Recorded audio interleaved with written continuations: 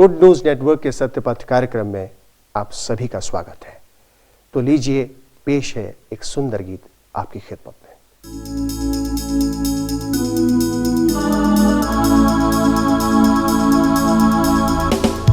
यहोवा चरवाहा मेरा, कोई घटी मुझे नहीं है। हरी चराइयों में मुझे स्नेह से चराता वो है। यहोवा चरवाहा मेरा, कोई घटी मुझे नहीं है। हरी चराइयों में मुझे स्नेह से चराता वो है। बीत के अंधकार से मैं जो जाता था, प्रभु यीशु के रहते आने से ना डरता था। बीत के अंधकार से मैं जो जाता था, प्रभु यीशु के रहते आने से ना डरता था। यहोवा चरवाहा मेरा, कोई घटी मुझे नहीं है।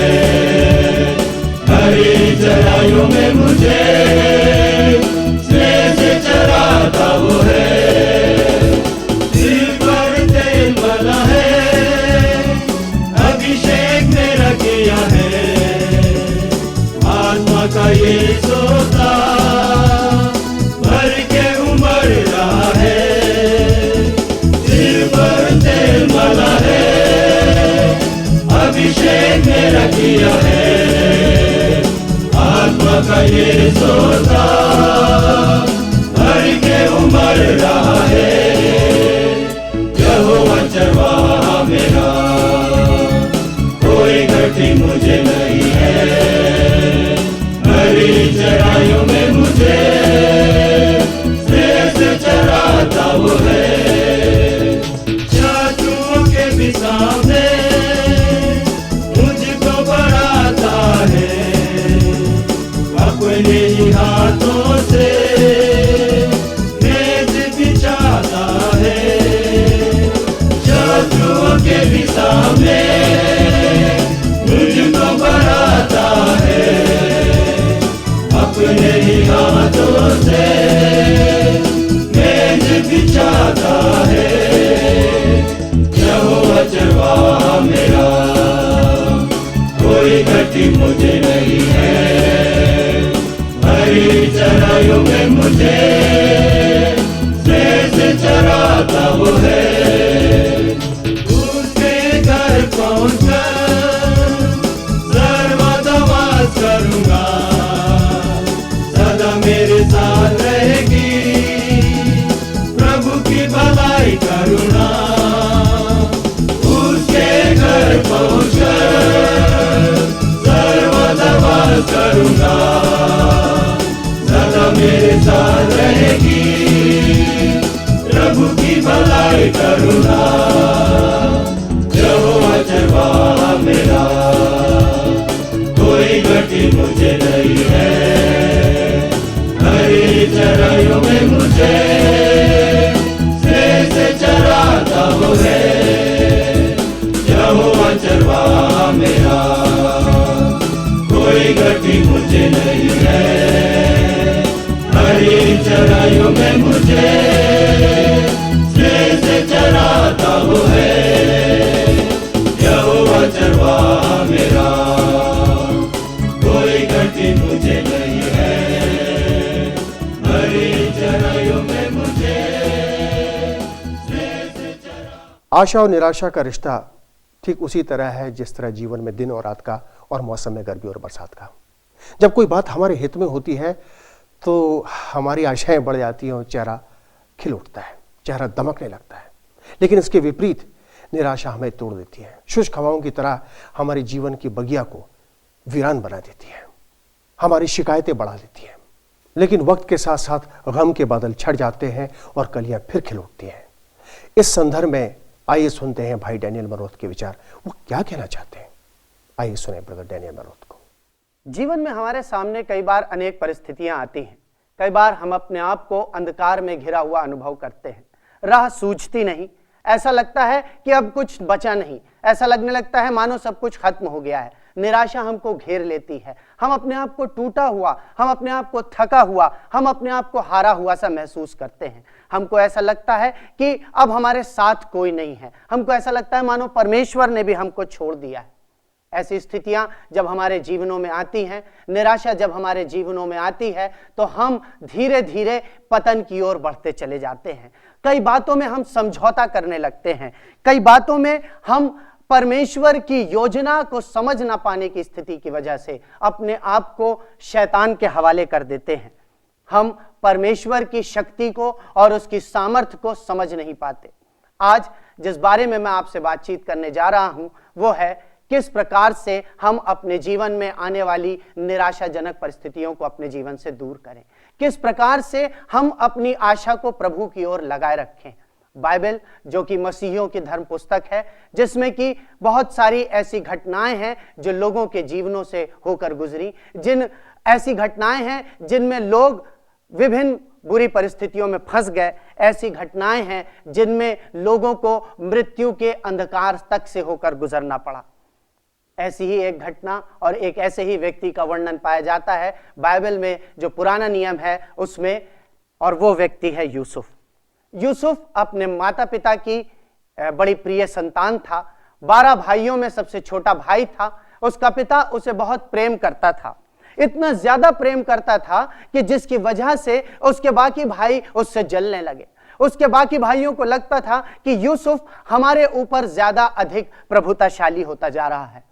उनको ऐसा लगता था कि हमारा पिता कहीं इसको सारी बातों का स्वामी न बना दे। ऐसी स्थिति में जब यूसुफ ने कुछ स्वप्न देखे जिसमें उसने अपने भाइयों को बताया कि किस प्रकार से गेहूं के पूले और चांद और तारे उसको दंडवत कर रहे हैं, ऐसी स्थिति में उसके भाइयों को लगा कि कहीं यूसुफ हमारे जीवनों का अधिकारी तो नहीं होने जा रहा है। ईर्ष्या से, जलन से और वो क्रोध से भर गए। इनका कार्य था भेड़ बकरियों को चराना, और भेड़ बकरियों को चराने के सिलसिले में लंबी लंबी यात्राएं करना, अपने घर को छोड़कर लंबी यात्राओं को कर कर विभिन्न क्षेत्रों तक जाना। और तब यूसुफ के भाइयों ने एक षड्यंत्र रचा। उन्होंने यूसुफ को ले जाकर एक गड्ढे में गिरा दिया और इस बात का निर्णय किया कि हम जाकर अपने पिता को बता देंगे कि जंगली जानवर उसको मारकर खा गए। गड्ढे में गिरा हुआ यूसुफ उस समय सोचता होगा, मैं तो अपने पिता का सबसे प्रिय हूं, अपने भाइयों में सबसे छोटा हूं, ऐसी स्थिति में मुझे यहां पर इस गड्ढे में लाकर फेंक दिया गया है, मेरे अपने भाइयों ने मुझसे विश्वासघात किया। और तब यूसुफ के भाई इस बात का निर्णय करते हैं कि गड्ढे में फेंकना शायद ठीक नहीं है, कहीं ऐसा ना हो कि यह बचकर आ जाए और फिर हमारे षड्यंत्र का पर्दाफाश हमारे पिता के सामने हो जाए। और तब भाई निर्णय लेते हैं कि यूसुफ को गुलामों के हाथ बेच देंगे। यूसुफ को गुलाम बनाने के लिए एक ऐसे व्यक्ति के हाथ बेच दिया जाता है जो उसको मिस्र ले जाता है और मिस्र में ले जाकर उसको बेच देता है, एक गुलाम की जिंदगी जीने पर विवश कर देता है। कहां पिता का प्यार और कहां गुलामों की जिंदगी। ऐसी स्थिति में यूसुफ बड़ा निराश हो सकता था। ऐसी स्थिति में यूसुफ अपने आप को बड़ी निराशाजनक हालात में अनुभव कर सकता था, जिंदगी से वो हार मान सकता था। परंतु यूसुफ ऐसी परिस्थिति में निराश नहीं होता। मगर राह अभी भी आसान नहीं थी, अभी भी बहुत सारी बातें सामने आनी थी। यूसुफ अपने व्यवहार से अपने स्वामी का दिल जीत लेता है और स्वामी उसको बहुत सारी वस्तुओं का अधिकारी ठहरा देता है। लेकिन यहां पर यूसुफ के स्वामी की पत्नी उसको अपने रूप जाल के आकर्षण में फंसाने का प्रयास करती है। और यूसुफ ऐसी स्थिति में, जबकि खरा था, अपने स्वामी से विश्वासघात नहीं करना चाहता था, यूसुफ अपने स्वामी की पत्नी से समझौता करने से मना कर देता है। परिणाम होता है जेल में डाला जाना, परिणाम होता है तमाम प्रकार की निंदा, परिणाम होता है स्वामी के अधिकार से वंचित कर दिया जाना। जीवन अनेक उतार चढ़ावों से होकर गुजर रहा है, जीवन अनेक निराशाजनक परिस्थितियों से होकर गुजर रहा है। जीवन में ऐसे हालात सामने आ रहे हैं जब यूसुफ अपने आप को टूटा हुआ, निराश अनुभव कर रहा है। लेकिन अगर हम यूसुफ के जीवन को देखें तो ये निराशाजनक परिस्थितियां उस पर हावी नहीं होती। वो इन परीक्षाओं पर, इन निराशाजनक परिस्थितियों के ऊपर विजय प्राप्त करता है और निरंतर आगे बढ़ता जाता है। आज यूसुफ के जीवन से 5 बातों को मैं आपके सामने रखना चाहता हूं, जो बातें यूसुफ के जीवन में बनी हुई थी और जिन बातों को लाने के द्वारा हम भी अपने जीवन की निराशाजनक परिस्थितियों से उबर सकते हैं, हम भी परमेश्वर पर अपना भरोसा बनाए रख सकते हैं। और पहली बात जो यूसुफ के जीवन से हमारे सामने आती है और जिस बात को हमको अपने जीवन में लाना है, वो है कि परमेश्वर और उसके लोगों के साथ संगति बनाए रखें। जीवन की निराशाजनक परिस्थितियां थी, अंधकार था, गड्ढे में मौत का इंतजार था, गुलामों के हाथ बिक जाना, गुलामों का सा जीवन बिताना, जेल के अंधकार भरी कोठरी में जीवन बिताना, सब तरफ तो अंधकार ही अंधकार था। लेकिन यूसुफ ने अपने परमेश्वर से अपना संबंध बनाए रखा, उसने परमेश्वर से अपना प्रार्थना का जीवन बनाए रखा, परमेश्वर की ओर वो निहारता रहा, उसने परमेश्वर से अपना अलगाव नहीं होने दिया। और इस वजह से निराशाजनक परिस्थितियों में जब भी वो होकर गुजरा, उसको इस बात का एहसास था कि परमेश्वर उसके साथ है, परमेश्वर की उपस्थिति उसके जीवन में बनी हुई। दूसरी बात यूसुफ के जीवन से जो हमको देखने को मिलती है, वो ये कि उसने परीक्षाओं का सामना किया। आज का जो संसार है उसकी सोच है समझौता कर लो, थोड़ी सी सफलता अर्जित करनी है तो थोड़ा सा समझौता कर लो, निराशा को आशा में बदलना है तो थोड़ा सा समझौता कर लो, कुछ नहीं होता, जमाने का चलन ही ऐसा है। लेकिन यूसुफ ने परीक्षाओं का सामना किया, वो समझौतावादी नहीं बना। वो चाहता तो बड़ी आसानी से अपने स्वामी की पत्नी के साथ संबंध स्थापित कर लेता, वो चाहता तो बड़ी आसानी के साथ उसके रूप और आकर्षण के मोहपाश में फंसकर समझौता कर लेता। लेकिन उसने अपना जीवन खराई से बनाए रखा, उसने अपने जीवन में जो निष्कपटता थी, उसने अपने जीवन में जो सच्चाई थी, उसको बनाए रखा और उसने समझौता नहीं किया, उसने परीक्षाओं का सामना किया, उसने स्वामी की पत्नी के आकर्षक प्रस्ताव को ठुकरा दिया।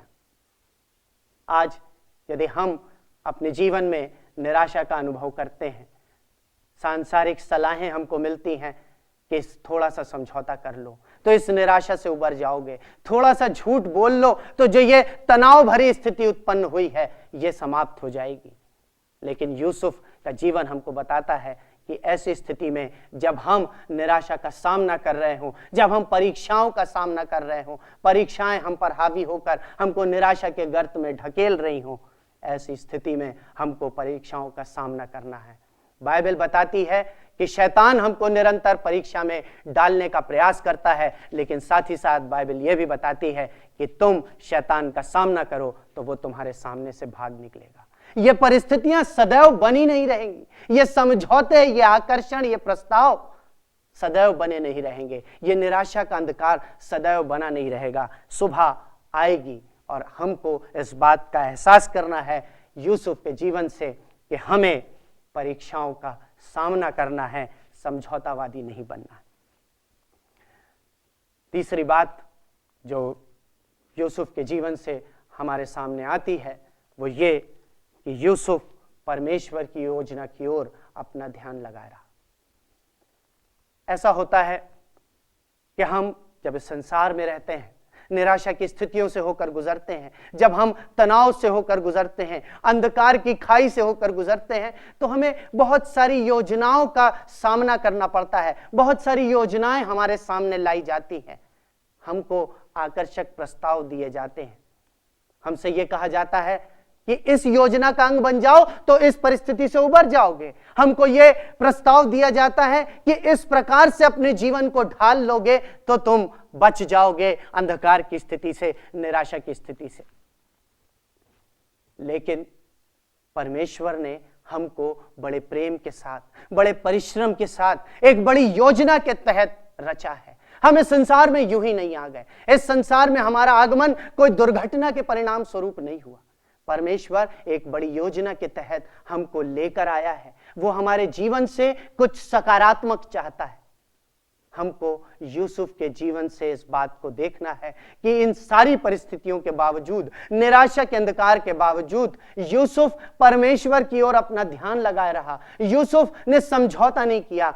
यूसुफ ने परमेश्वर की योजना को अपने जीवन का अंग बनाया। उसने इस बात का एहसास किया कि परमेश्वर ने मुझे रचा है, परमेश्वर मुझे संसार में लेकर आया है, परमेश्वर मेरे जीवन से कुछ ना कुछ कार्य करना चाहता है।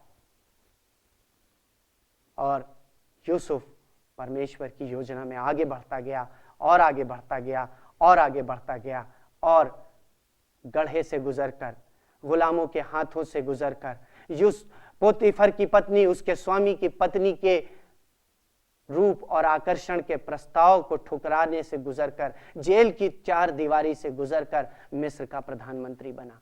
परमेश्वर की उसके जीवन में यही योजना थी कि एक समय वो मिस्र का प्रधानमंत्री बने, कि जब अकाल पड़े, जब सूखा पड़े, जब लोग महामारियों से ग्रसित हो जाएं, ऐसी स्थिति में वो अपने लोगों की, इस्राएल के लोगों की सुधि ले सके। चौथी बात जो यूसुफ के जीवन से हमको देखने को मिलती है, और ये बात हमको निराशा की परिस्थितियों से होकर गुजरने में भी सहायता देगी, वो ये कि किसी भी हालात में, जीवन की किसी भी परिस्थिति में हमको परमेश्वर की सामर्थ पर भरोसा रखना है, परमेश्वर की सामर्थ पर विश्वास करना है। पौलुस प्रेरित, जो कि प्रभु यीशु मसीह के स्वर्गारोहण के पश्चात कलीसियाओं की स्थापनाओं को करने वाला एक बहुत बड़ा अगुवा हुआ, जिसने बहुत सारी कलीसियाएं स्थापित की, जिसने बहुत सारी पत्रियां लिखी, जिसके जीवन में भी बहुत निराशा के अंधकार भरे पहलू आए, वो लिखता है, अब जो ऐसा सामर्थ्य है वो हमारी समझ से कहीं अधिक बढ़कर कार्य कर सकता है। पौलुस इस बात को जानता था, यूसुफ इस बात को जानता था कि यह संसार उतना सामर्थ्य नहीं है, शैतान उतना सामर्थ्य नहीं है। शैतान के हाथ में संसार के नियंत्रण की बागडोर नहीं दी गई। इस संसार के किसी व्यक्ति के हाथ में इस संसार के संचालन की बागडोर नहीं दी गई। सारी सृष्टि पर, सारी बातों पर नियंत्रण केवल परमेश्वर का है। परमेश्वर सर्वसामर्थी है। परमेश्वर अपने लोगों की ओर अपनी दृष्टि लगाए रखता है। परमेश्वर के हाथ में सारी बातों का नियंत्रण है। और बाइबल इस बात को बताती है कि हम किसी ऐसी परीक्षा में नहीं पड़े जो हमारी सामर्थ्य से बाहर हो, जो हमारी सामर्थ्य से सहने से बाहर हो, बल्कि परमेश्वर ऐसी परिस्थिति में हमारी सहायता करता है। वो हमारी सहायता करता है, ऐसी परिस्थिति से हमारा निकास करता है, हमको निकालता है। परमेश्वर सर्वसामर्थी है। परमेश्वर के हाथ में सारी सृष्टि की बागडोर है। परमेश्वर हमको सारी निराशाजनक परिस्थितियों से निकालने में सक्षम है। परमेश्वर के हाथ में सारी बातों का नियंत्रण है। आज यदि आपके जीवन में निराशा का अंधकार है, यदि आज आपके जीवन में आपको ऐसा लगता है कि कुछ रहा नहीं, अगर आपको ऐसा लगता है कि परिस्थितियां आप पर हावी हो चली हैं, शैतान के पैने पंजों के नीचे आप अपने आप को दबा हुआ महसूस करते हैं, इन बातों को अपने जीवन में लाएं। यूसुफ के जीवन से शिक्षा लें। आप परमेश्वर और उसके लोगों से संगति बनाए रखें। जीवन में आने वाली प्रत्येक परीक्षा का सामना करें इस विश्वास के साथ कि परमेश्वर इस परीक्षा में आपको विजयी बनाने वाला है। संसार के साथ समझौता ना करें, परमेश्वर की योजना की ओर ध्यान लगाएं, क्योंकि परमेश्वर इस संसार में आपको लेकर आया है। परमेश्वर की सामर्थ पर विश्वास रखें। केवल वही है जो हमको इस संसार में सारी परिस्थितियों से बाहर निकालने में सक्षम है, और न केवल इस संसार में बल्कि इस संसार के पार मृत्यु के अंधकार से भी हमको बचाता है और अपने अनंत जीवन की सहभागिता में हमको लिए चलता है। उम्मीद है मेरे प्यारे दोस्तों कि आप अपने जीवन में निराश नहीं हैं। कार्यक्रम से संबंधित अगर आपको और जानकारी चाहिए तो आप अपने निकटतम चर्च से ज़रूर संपर्क करें। इसी के साथ नमस्कार।